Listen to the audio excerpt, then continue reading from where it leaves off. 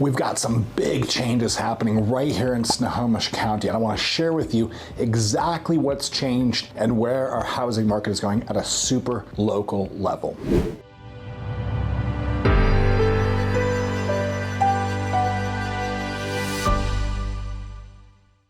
My name is Mike Novak, part of the Novak real estate team at Real Brokerage. Our team is headquartered in Snohomish County. We help about 250 families each and every year make a move. If you're thinking about buying, if you're considering selling, all of our contact information is down below. Reach out to us. We would love to be a resource for you as you explore your options, okay? Let's jump right into this month's market report. This is going over the January 2024 data. I'm gonna share with you all of the insights and exactly what's happening. I'm gonna interpret it, what that means for you as a buyer, a seller, or just a curious homeowner. Okay, let's jump right into the data. First up, new listings, 537 for last month, just a slight increase from the same time last year. If you remember, not been a lot of new listings coming on the last year or two. Really a big jump in interest rates has kept sellers from wanting to list their homes.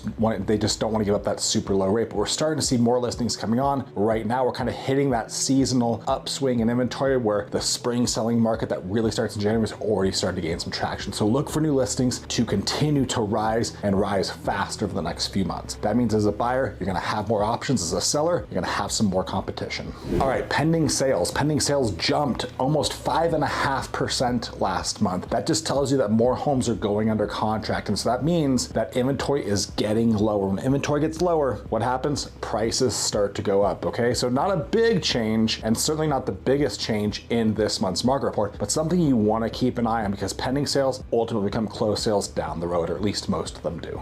Closed sales up 12.4%. So this tells us in December, we had a big jump in activity because most escrows take about 30 days to close once they go under contract. So if you see a big closed sales 1 month, that means the previous month, there was a lot of built up pendings that occurred that actually closed in January. So what does that mean? Well, it just means inventory is gonna keep going down, just like the pending sales, right? A lot of what is sitting on the market has already been snatched up and is already under contract or is already a closed transaction.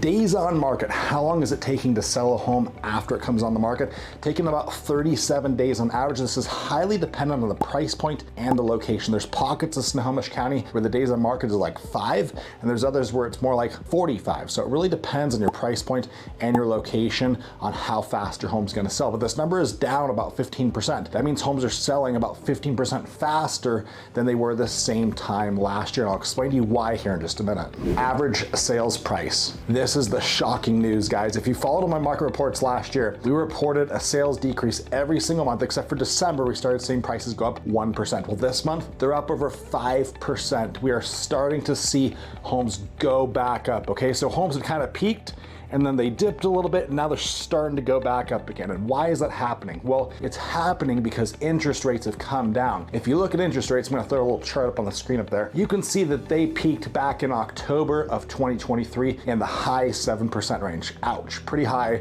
if you were shopping a few years ago and you're maybe looking at a 3% mortgage, or if you have a 3% mortgage as a seller and a homeowner. It's a really big jump and a big difference. It's a huge difference in your monthly payment, of course. But now rates are down in the low to mid 6s, and that's really got buyers getting back out there, coming out of the woodwork and picking back up their homes, which I can't tell you how many buyers I've talked to over the last 2 years that were waiting for rates to come down to pick up the home search. And guess what? The unfortunate dynamic of waiting for rates to go down means that you're actually waiting for house prices to go up. Those two things go in direct opposition of one another, okay? When rates go down, typically prices go up. When rates go up, prices tend to come down. It's just the way that the economy works, okay? So this is big, big news. We're coming off of like a year and a half of price decreases. Not big price decreases, but like 1 to 5%, right? Year over year. Now we are back to appreciation and we're back strong with 5% appreciation, okay? Really, really big news. This is kind of indicative of where I think this market is gonna go for this entire year. I don't think you're looking at 20% price increases, but you could easily be seeing 5 to 10% year over year appreciation each month versus the previous year. Percent of list price received. So how much are homes selling for in relationship to how much they are listed for?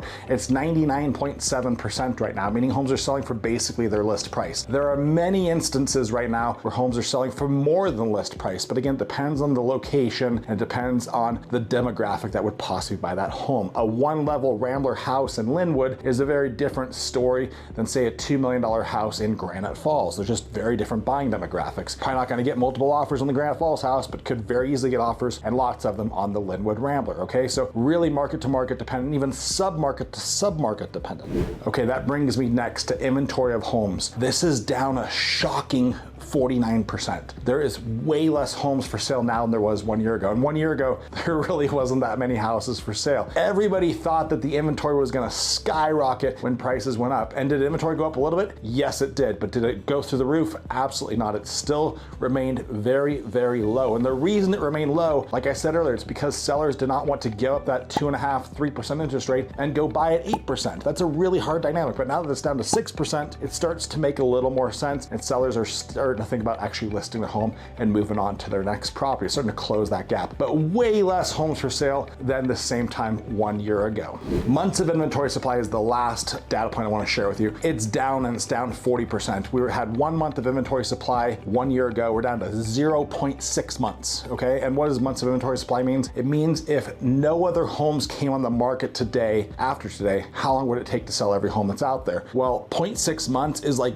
lightning blazing, record breaking fast. At the peak of the market in 21, 22, really 21, we're at 0.3 months, okay? So yes, it can get more severe, but right now 0.6 is really, really low. And like I tell you each and every month, the months of inventory supply is your crystal ball to where prices are going to go. When inventory goes up and goes up fast, that's when prices go down. But right now inventory is dropping, and it's dropping very, very fast. Like I said, down 40%. That is massive. That tells you prices are going to go up, and they're going to go up relatively quickly. So got a few tips for you if you're thinking about buying or selling. If you're thinking about selling, get on it. Get your home on the market. There's no inventory right now. You don't want to wait for the old spring selling market, which used to be like May, June. Now it's February, March. Get your home on the market. Get on the market as quickly as possible. Your marketing matters. Your presentation matters. If you want to get top dollar for your house, you have to bring it to the market right. Don't just throw in the market, but bring it to the market sooner rather than later, okay? The sooner you get, or the further out you get to summer, I think you could start to see some of that buyer excitement wane off. We'll just have to watch and see though, okay?